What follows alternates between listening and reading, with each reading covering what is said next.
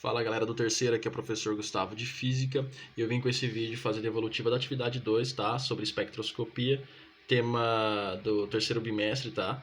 Do terceiro colegial. Então bora lá.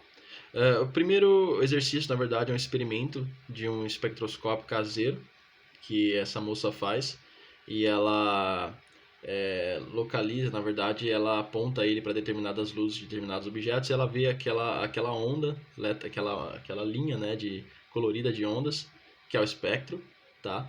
E ela consegue identificar, assim, determinadas diferenças que existem quando ela ela mira de um para outro, assim. É bem legal para vocês poderem identificar. É caseiro, mas dá para ter uma ideia, tá bom?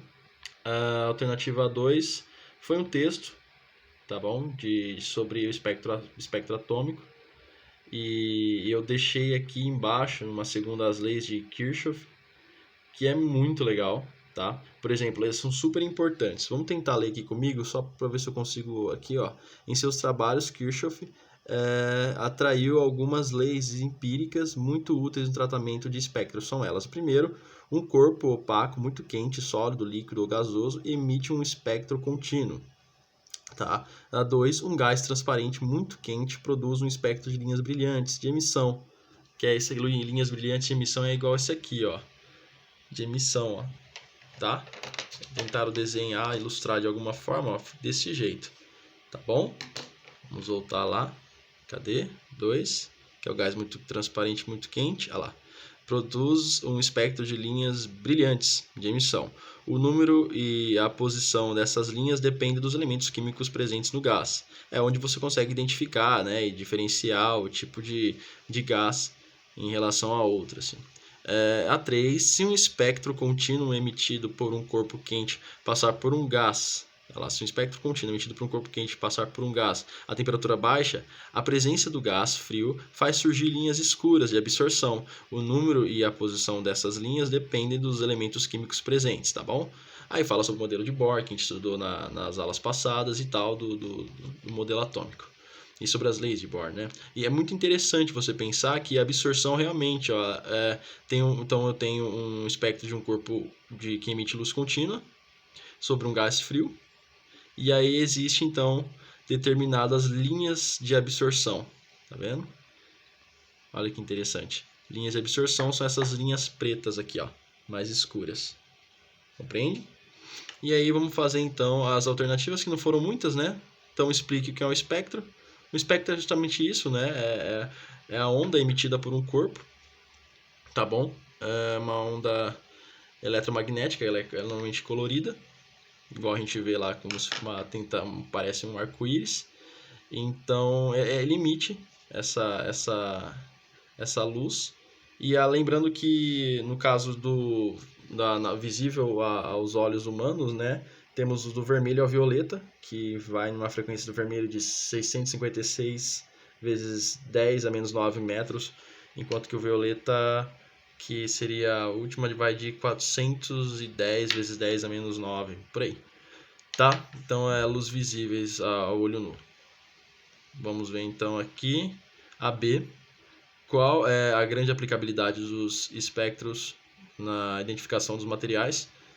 Esse aqui é muito usado para você identificar de que material é composto, a composição do material, sem estar relando nele, sem estar lá com ele. Muito útil, por exemplo, na astronomia, que você consegue identificar a composição de planetas, de estrelas e tal, sem precisar tocar. Então ela emite aquela radiação e você identifica, né, qual o tipo do material, sem precisar tocar.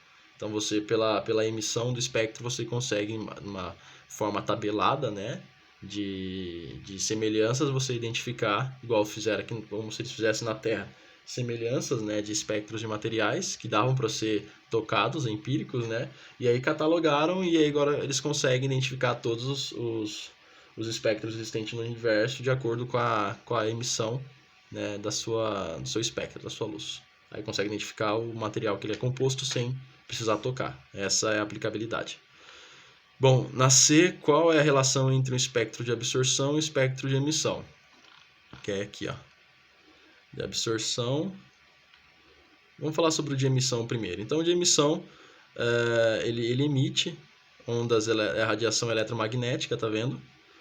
E, por exemplo, um corpo, vamos pensar um gás excitado, um gás, igual está aqui, gás quente, né? Os elétrons excitados. Então, ele emite radiação em forma de cores. Então, no caso, vão emitindo fótons, igual está aqui, tem um desenho do átomo. Então, emitiu o fóton ali, pá, aparece então o espectro de acordo com a sua composição ali, ó. Aí de cores diferentes. Agora, de absorção não. De absorção, então, eu tenho um corpo, eu tenho um material que emite luz contínua, por exemplo, e eu incido ele sobre um gás, e esse gás então absorve aqui, ó. Existe absorção de algumas partes do espectro, justamente porque ele absorve por ele não estar excitado como anterior, ele não emite. E de acordo com as faixas de absorção, de acordo com o que eu gostaria de falar, que eu até dei uma enrolada, foi em relação ao material que envolve ele. Tá? Então, nem sempre vai ter as mesmas linhas de absorção. Então, é igual eu havia dito, cada material, cada composição, substância vai reagir de uma forma diferente e vai emitir ou absorver um espectro diferente de outro. Então, é assim que se cataloga e assim que se identifica, tá bom? Vamos então ao último exercício, eu acho, é a D, que fala assim: sabendo-se que a energia absorvida ou liberada é dado pela expressão variação de energia é igual constante de Planck vezes a frequência, que está aqui, ó, só falei que é H, né, que é a constante de Planck, e a frequência, qual é a frequência de um fóton emitido por um elétron que salta do nível 4, menos 0,85 elétron-volt, para o nível 1, de menos 13,6 elétron-volts, num átomo de hidrogênio. Considere a constante de Planck de 4,1 vezes 10 a menos 15 elétron-volt. Bom, vamos lá. Então, a frequência do fóton, coloquei a fórmula. Não sei se precisava, mas está aí para ajudar. A fórmula é assim, ó. Vamos ver se eu consigo puxar aqui um pouco. Show. Então, mas vamos ficar parado. Variação de energia é igual a constante de Planck vezes a frequência. Se eu pego a constante e jogo para cá, então a minha frequência vai ficar a variação de energia dividido pela constante. A variação, então, é do nível 4 ao nível 1. Isso induz que ele emitiu fóton. Então, ele estava de uma zona mais eletrizada, foi para uma zona menos eletrizada, ou seja, mais próximo ao núcleo, né? Então, ele emitiu luz, fóton, né? E esse elétron ele acabou indo para mais próximo do núcleo, tá bom? É isso que muita gente não entende. Mas aí você vai ver pelo próprio valor que vai dar positivo, né? Se fosse negativo, ele teria absorvido energia. Então ficou menos 0,85, né? Que é onde ele estava. Vamos lá para o nível 1. Menos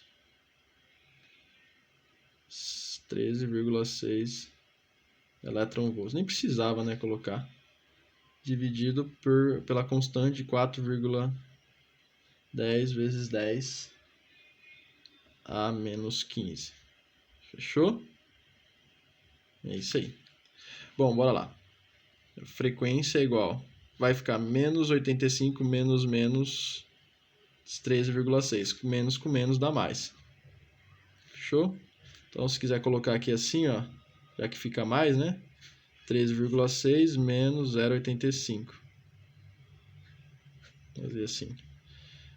O 6 não é um 6, já virou um 5 que emprestou a cá 5. Vamos fazer assim, né? De forma cortadinha. 8 para 15, 7. Desce a vírgula, ficou um 2. 12,75 positivo. Isso induz que ele emitiu energia, né? Ele não absorveu. Então vai ficar positivo 12,75 dividido pela constante 4,10 a menos 15. Para você fazer essa divisão, você tem que lembrar que qualquer número vezes 10 elevado a 0 é como se 10 elevado a 0 é igual a 1. Então qualquer número vezes 1 é ele mesmo. Então eu gosto de deixar assim para dividir, né, um pelo outro assim. Então vamos fazer o seguinte, vamos fazer essa divisão e deixar a notação científica para depois. É o jeito que eu acho melhor do que usar direto na calculadora. 12,75 dividido 4,10. Né? Então aqui eu tenho, na verdade é 4,1, né? O 10 não vai entrar, mas enfim. Então eu tenho dois números depois da vírgula, que teria tecnicamente 1, então tem que andar, né? 2. Então você anda 1, 2, põe a vírgula aqui, né? E corta. Então fica 1275, enquanto que aqui vai ficar 410. Né? 410 vezes 3, por exemplo. 3 vezes 0, 3 vezes 1, opa, 3 vezes 1, 3, não precisa nem colocar lá. 3 vezes 4, 12. Por que eu coloquei isso aqui? Deu 1230. Então desce 3, 1230, 5, 4, 0, 0. 45,450 para 410. 410 vezes 1. Não precisa nem fazer. 410. Resta 40. Desce um 0, 400. Não é o suficiente. Para mais um 0. 4.000. 410 vezes 9, por exemplo. 9 vezes 0, 0. 9 vezes 1, 9. 9 vezes 4, 36. 3.690. Vou parar por aqui. Aí já bate aqui. 9. 3,109 dá para você arredondar para 3,11. Né? Vamos arredondar para 3,11, colocar duas casas decimais depois da vírgula. Então você vem e coloca aqui seu resultado. 3, a sua frequência, 3,11 o que? Vezes 10 a quanto? 0. Né? Lembra que divisão é um menos o outro. Né? No caso do exponencial, 0 menos menos 15 é 0 mais 15. Então a minha frequência é de 3, vou já o F aqui da frequência, 3,11 vezes 10 elevado a 15 Hz. Fechou? E essa resposta daqui é a segunda, beleza? Então é isso que eu gostaria de ter passado para vocês, uma breve devolutiva. E qualquer dúvida fico à disposição, tá bom? Me chamem no Zap ou deixa uma mensagem aqui no YouTube. E precisando também. Forte abraço, fiquem com Deus e até a próxima. Tchau, tchau.